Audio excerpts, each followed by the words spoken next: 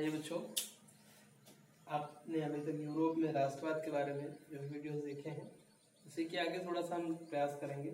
तो अभी तक हमने फ्रांस की क्रांति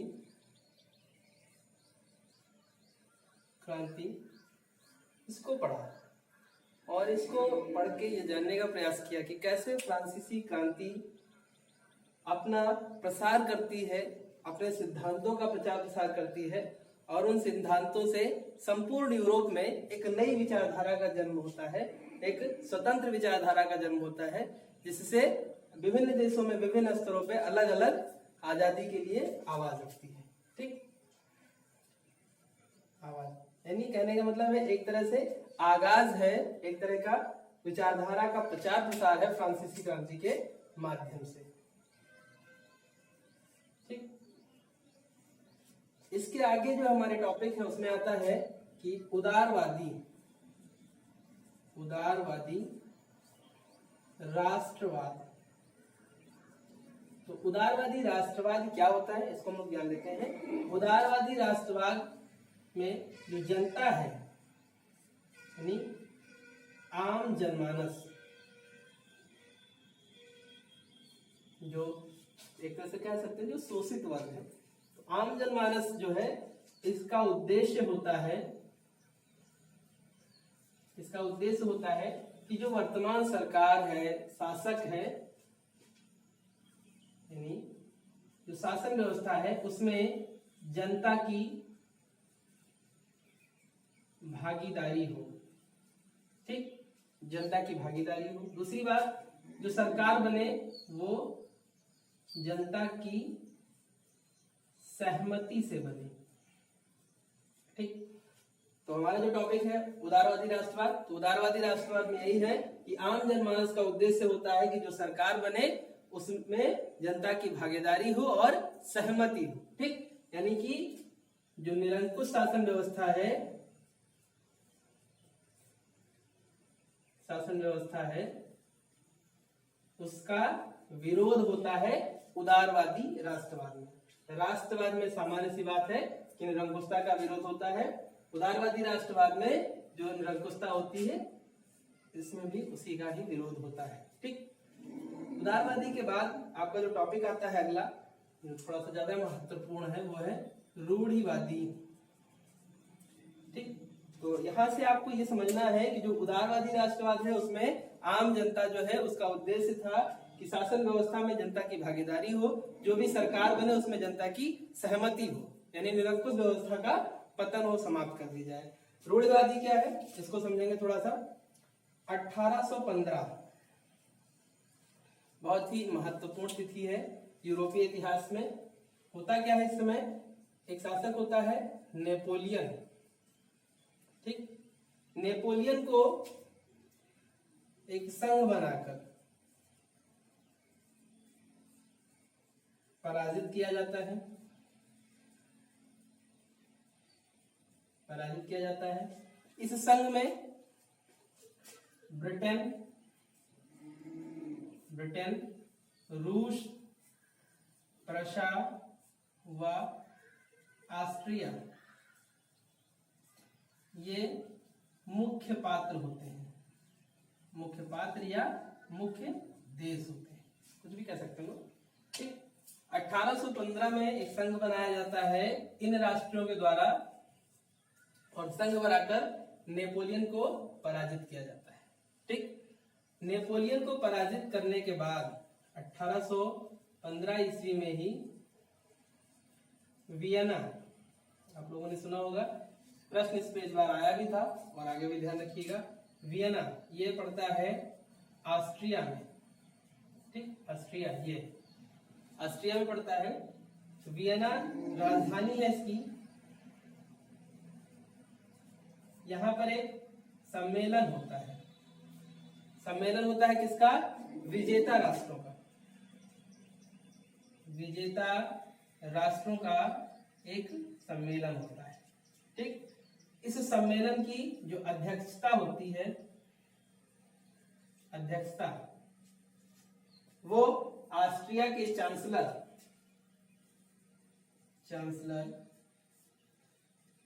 मेटरनिख मेटरनिख महोदय को मिलती है। ये हो गए यहाँ के अध्यक्ष। ठीक, इस सभा में कुछ उद्देश्य होते हैं, उन उद्देश्यों को जान लेते हैं। इस सभा का जो आयोजन होता है उसका उद्देश्य होता है कि जो पुरानी व्यवस्था थी उसे पुनः बहाल किया जाए। ठीक, जो पुरानी व्यवस्था थी, नेपोलियन के आने से पहले जो व्यवस्था थी उसे पुनः बहाल किया जाए। और नेपोलियन के आने से पहले की भी बात है कि फ्रांसीसी क्रांति से पूर्व जो व्यवस्था थी उसको पुनः बहाल करने का प्रयास यहाँ पर किया जाता है। एक उद्देश्य ये भी होता है कि फ्रांस का जो शासन था पूर्व में वो बूर्बो वंश का था। इस बूर्बो वंश के जो उत्तराधिकारी हैं उन्हें पुनः शासन व्यवस्था में लाया जाए या शासन प्रदान किया जाए। ठीक, अगर यहाँ पर बात हो रही है पुरानी व्यवस्था को लाने के लिए, बूर्बो वंश के शासकों को लाने के लिए, तो कहीं ना कहीं ये बात स्पष्ट हो जाती है कि जो इसको लाने की बात कर रहे हैं वो पुराने ख्यालों के होंगे या पूर्व में जो निरंकुशता वाली व्यवस्था चल रही थी उस समय के होंगे या उसके समर्थक होंगे। ठीक, तो मान इस बात का ध्यान रखिए कि जो रूढ़िवादी हैं ये निरंकुश शासक वर्ग, इसमें आने वाले जो लोग हैं निरंकुश शासक वर्ग, अभिजात्य वर्ग और अभिजात्य वर्ग के बाद साथ साथ पादरी वर्ग। ठीक, अभिजात्य वर्ग का मतलब होता है शासक से के सगे संबंधी या कुलीन वर्ग के लोग जो आर्थिक रूप से काफी संपन्न है। ठीक, इसको ध्यान रखिएगा, पादरी वर्ग ये सब। और अपने इस उद्देश्य की पूर्ति के लिए इन्होंने पूर्व की व्यवस्था को देखा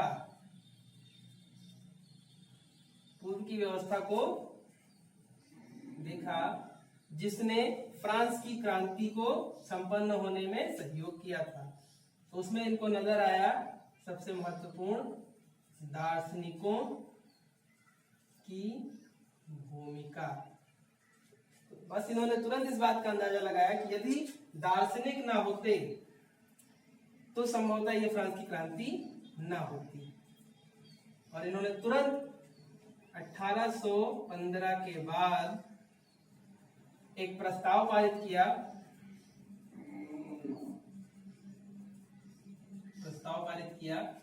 वो प्रस्ताव था सेंसरशिप का। इस सेंसरशिप के प्रस्ताव या अधिनियम या कानून में होता क्या है कि अखबार, समाचार पत्र,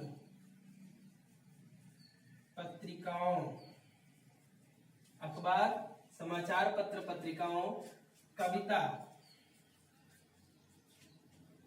कहानी की पुस्तकों, कौन सी पुस्तकें? वो पुस्तकें जो राष्ट्रवाद से प्रेरित थीं या जिनसे डर था कि लोग पुनः संगठित हो जाएंगे और एक स्वतंत्र राष्ट्र की मांग करने लगेंगे, उनको प्रतिबंधित कर दिया गया। ठीक, प्रतिबंधित कर दिया गया। ठीक, तो इसका मतलब है कि उदारवादी राष्ट्र में, उदारवादी राष्ट्रवाद का मतलब था कि जनता का उद्देश्य था कि हमें शासन सत्ता में भी शामिल किया जाए, हमारे लिए कानून बनाने के लिए हमको भी साथ में रखा जाए। ये कानून हमारे लिए बन रहा है तो हमारा होना वहां पे आवश्यक है। रूढ़िवादी जो है, रूढ़िवादी परंपरा के लोग पुरानी व्यवस्था को पुनः स्थापित करने के लिए प्रयास करते हैं, फ्रांसीसी क्रांति को विफल करने का प्रयास करते हैं, नेपोलियन को पराजित करके ऑस्ट्रिया की जो राजधानी है वियना में एक सम्मेलन आयोजित करते हैं, जिसका चांसलर जो था वहां का ऑस्ट्रिया का वो अध्यक्षता करता है मेटरनिख। और यहाँ पर ऐसे उद्देश्य पारित किए जाते हैं जिससे पुरानी व्यवस्था को पुनः बहाल किया जाए। संसद का प्रस्ताव पारित किया जाता है कि अखबार, समाचार पत्र, पत्रिकाओं पर रोक लगा दी जाए। ठीक, तो इतना ध्यान रखिएगा कि जो रूढ़िवादी हैं ये पुरानी व्यवस्था के समर्थक हैं, पुरानी व्यवस्था के समर्थक हैं और ये आलोचना नहीं पसंद करते हैं। यानी कि ये रूढ़िवादी लोग हैं वो अपनी आलोचना सुनना कतई पसंद नहीं करते हैं। ठीक, तो इस तरह से दो टॉपिक हुए आपके, उदारवादी राष्ट्रवाद और रूढ़िवादी। ठीक, वियना कांग्रेस को अच्छे से देख लेना है। वियना कांग्रेस प्रश्न इस बार आया भी था, भविष्य में भी आने की संभावना है। इसमें प्रश्न ये भी बन सकता है कि आपको 4 राष्ट्र दे दिए गए, 4 राष्ट्रों के नाम, उसमें से पूछा गया कि कौन सा एक राष्ट्र नेपोलियन को पराजित करने वाले राष्ट्रों में नहीं था। मित्र राष्ट्र थे और धुरी राष्ट्र था, तो ये जो है वो मित्र राष्ट्र है। तो इसमें पूछा जा सकता है कि निम्न में से कौन सा एक मित्र राष्ट्रों में नहीं था, निम्न में से एक कौन सा धुरी राष्ट्रों में नहीं था। ये सारी चीजें आपसे पूछी जा सकती है, लेकिन सबसे महत्वपूर्ण जो है वो आपका ये वियना कांग्रेस सम्मेलन कब हुआ, 1815। मित्र राष्ट्रों में से निम्न में से कौन नहीं था, ये हो सकता है। या फिर आपका ये क्वेश्चन पूछा जा सकता है कि ऑस्ट्रिया की अध्यक्षता, जो वहां की चांसलर जो था ऑस्ट्रिया का, जिसने वियना कांग्रेस की अध्यक्षता की थी, वो कौन था, वो था मेटरनिख। ठीक, रूढ़िवादी समर्थक क्या करते हैं, रूढ़िवादी पुरानी व्यवस्था को बहाल करने के लिए प्रयास करते हैं। सेंसरशिप का जो प्रस्ताव लाते हैं, सेंसरशिप का जो अधिनियम पारित करते हैं, वो रूढ़िवादी लोग पारित करते हैं। और इसके बाद में आप अगला टॉपिक पढ़ेंगे, इटली व जर्मनी का एकीकरण। ठीक, किस तरह से ऑस्ट्रिया जो है, इटली और जर्मनी, इनका दोनों का एकीकरण होता है, इसको आप पढ़ेंगे। उदारवाद में कुछ चीजें और बता देना चाहूंगा मैं। उदारवाद में एक ये राजनैतिक उदारवाद है, राजनैतिक क्षेत्रों में अधिकार देना। आर्थिक उदारवाद की भी बात की जाती है। आर्थिक उदारवाद, आर्थिक उदारवाद क्या था, जैसे नेपोलियन ने 39 राज्यों का संघ बनाया था।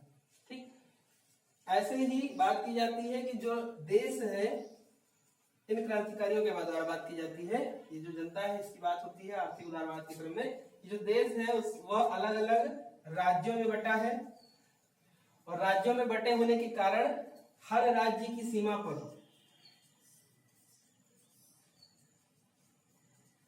कर देना पड़ता है, जिससे वस्तुओं के मूल्य ज्यादा हो जाते हैं, बढ़ जाते हैं, या फिर बहुत सारी वस्तुएं देश के विभिन्न स्थानों तक पहुंच ही नहीं पाती हैं। ठीक, तो इसीलिए इस जनमानस के द्वारा, ये जनता के द्वारा ये कहा गया कि आर्थिक क्षेत्रों में भी उदारवाद दिखाया जाए या उदारता दिखाई जाए। जो कर हो वो एक समान रूप से संपूर्ण देश की व्यवस्था पर लागू किया जाए, ताकि वस्तुओं की पहुंच जो है पूरे देश में समान रूप से हो सके। विभिन्न राज्यों की सीमाओं पर अलग अलग तरह से अलग अलग तरह के कर लिए जाते थे, जिससे वस्तुओं के मूल्य में भारी वृद्धि हो जाती थी, या फिर वस्तुएं विभिन्न क्षेत्रों तक नहीं पहुंच पाती थी। ठीक, तो इस चैप्टर के अंतर्गत आपने यूरोप में राष्ट्रवाद जो पढ़ा, उसमें आपका पहला ये उदारवादी राष्ट्रवाद, और उसके बाद में रूढ़िवादी परंपरा के समर्थक, और तीसरा आपका अगला जो चैप्टर टॉपिक होगा वो होगा इटली व जर्मनी का एकीकरण। ठीक, थैंक यू।